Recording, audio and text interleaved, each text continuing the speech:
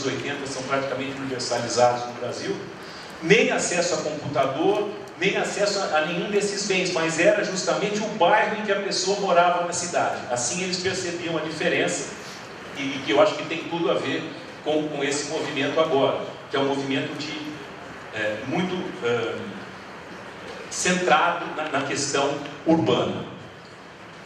Então, esses dados vão indicando que está se gestando uma realidade cultural nova no Brasil, com desejos muito fortes de democratização, que, como bem mostrou aqui o Marcos e o Marco também, e a Mariana, não tem encontrado lugar na política institucional, e nem na ordem econômica tal qual ela está estabelecida.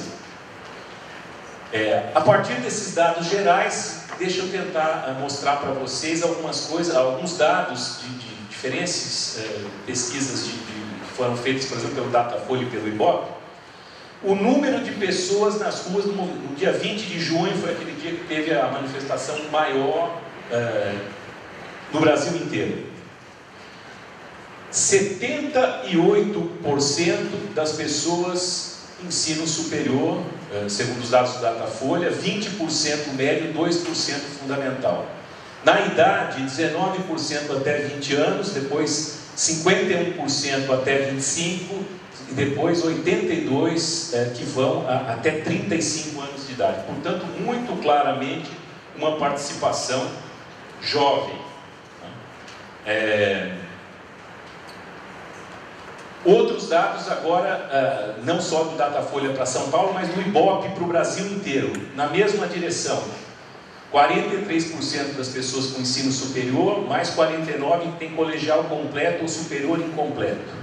E só 8% com instrução até o colegial incompleto. A idade, 63% das pessoas têm até 29 anos. Se a gente pensar 39, dá mais de 80%. Mas, a pesquisa que o Ibope fez sobre como que as pessoas se mobilizaram para essas manifestações. 62% no Facebook, 29% pela internet e outros meios, e amigos e colegas 28%, então absoluto uso de mecanismos novos de comunicação. Manifestações quanto à renda. Aí eu usei um pouco também os dados da Clave de Fá, que é sobre o Rio de Janeiro, e depois do Ibope. 70,4% trabalham, são jovens que trabalham e foram às ruas. E no Brasil inteiro, 76%. Se a gente pegar os dados da Clave de Fá para o Rio de Janeiro, nós vamos ver que até 3 salários mínimos dá mais de 60% das pessoas que foram às ruas. Pegando o Brasil inteiro, aí são dados de renda familiar, o nível sobe.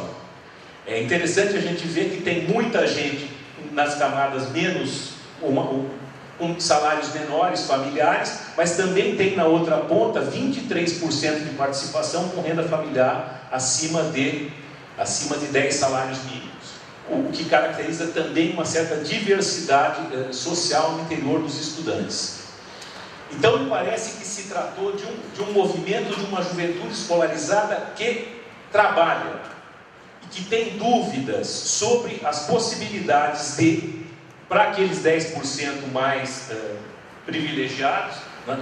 E aí eu gosto de lembrar os estudos da Maria Alice Mincarini de Buraco dos anos 60, que muita gente acha ultrapassado, que isso mudou e tal.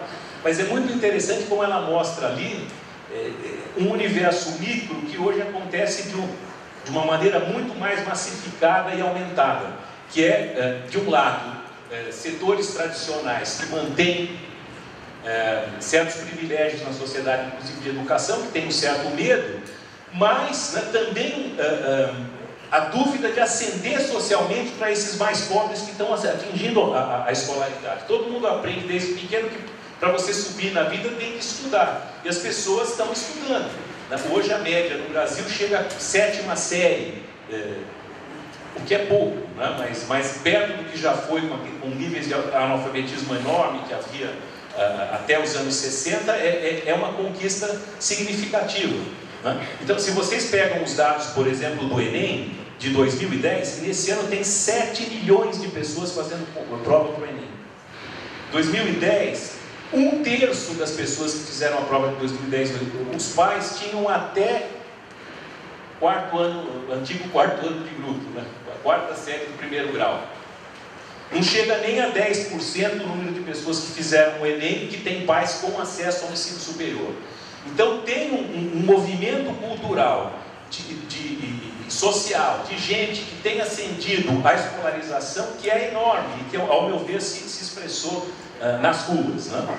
Então, como é que essa juventude que tem todas essas promessas, todo esse terremoto que tem havido no aspecto cultural, tanto na escolaridade como no nível do acesso técnico às comunicações, à cultura, etc., como é que essa juventude paga planos? A gente sabe quem ganha um pouco mais, quanto custa plano de saúde, quanto custa escola privada, e muitos deles pagam escola. Alguns são beneficiários do ProUni, mas muitos pagam escola. E não é muito difícil encontrar aqueles que trabalham o dia inteiro, estudam à noite e depois enfrentam uma condução terrível para morar nos bairros mais afastados do centro, quando tem ônibus, que depois passa das 11 e nem a gente que mora no bairro mais central de São Paulo tem ônibus depois das 11 da noite. Então, precarização dos serviços urbanos, moradia, transportes, muito precarizados no Brasil.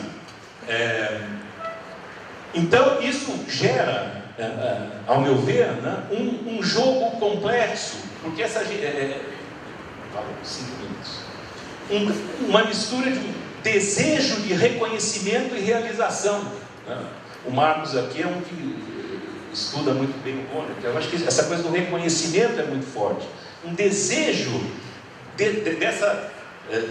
desses novos personagens, dessa juventude variada, se colocar na sociedade brasileira. Que é um desejo que, em parte, é um desejo de se colocar dentro da sociedade como ela é. Se vocês quiserem, a integração pelo consumo.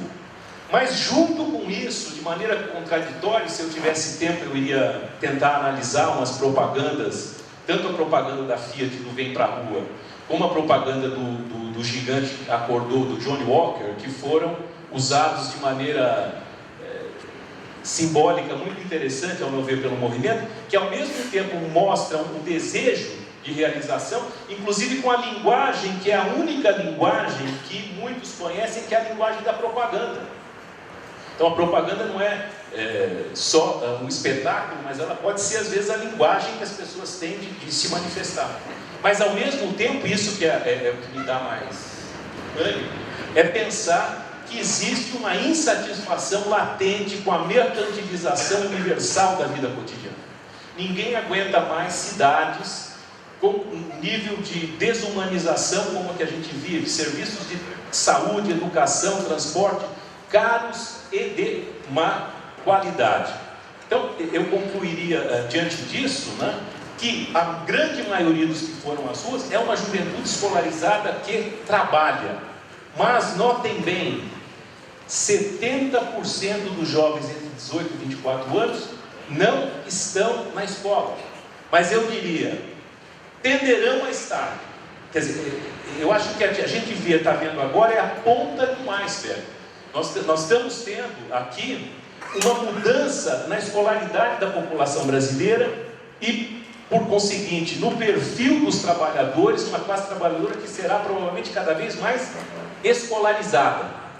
O que, com todas aquelas contradições da escolarização precária que a gente tem no ensino público e também no privado. Né? Indo um pouco mais além e caminhando para a conclusão, né? É preciso dizer, né, que, no entanto, tem uns 20% que participaram que fazem parte dos nem, os que nem trabalham e nem estudam. Esses 70% que não foram, que não constituíram o principal segmento e que são maioria na sociedade brasileira e que, digamos, vão se colocar em algum momento nesse jogo. Né? Mas as pesquisas apontaram 81% de aprovação. Né?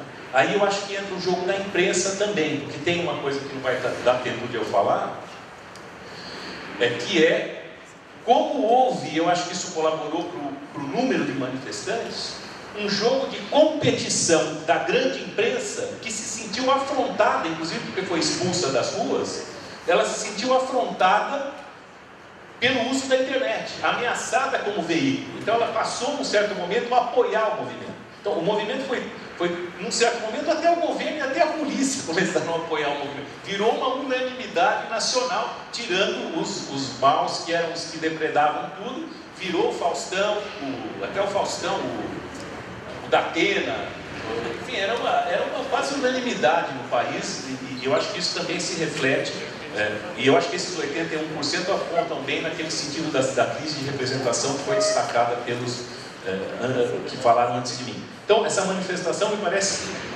que expressa uma revolta contra a polícia e os mecanismos de repressão incompatíveis com a democracia. Esse é um dado que a Mariana falou um pouco, talvez tenha ficado um pouco menos colocado na mesa, mas acho que é fundamental.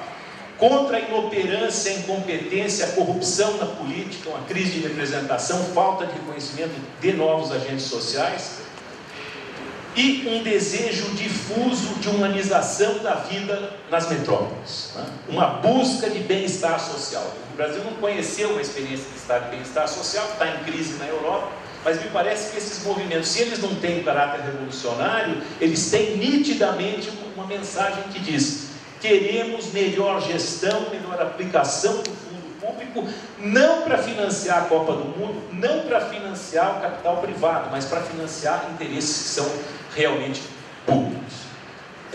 Eu iria falar, não vou porque já estourei meu tempo, da difusão do jogo que existe, ao meu ver, com a teoria da sociedade do espetáculo do Guy Debord. Como é que, ao mesmo tempo, esses movimentos se expressam como espetáculo, como eles se colocam, digamos assim, usando a internet como uma massificação da cultura da celebridade, né? Era muito comum ver as pessoas participando como moda, tirando fotos de si mesmo. Eu sou o centro. É a democracia, ou é a massificação da celebridade. Todo mundo pode se comportar como se estivesse na Ilha de Caras, né? Inclusive dentro do movimento. Mas, ao mesmo tempo, esses mecanismos foram usados como um contra-espetáculo mobilizador, inclusive usando algumas técnicas que não foram explicitamente postas, mas que estão implicitamente colocadas, como a dérive, as passeatas desgovernadas, por exemplo, e o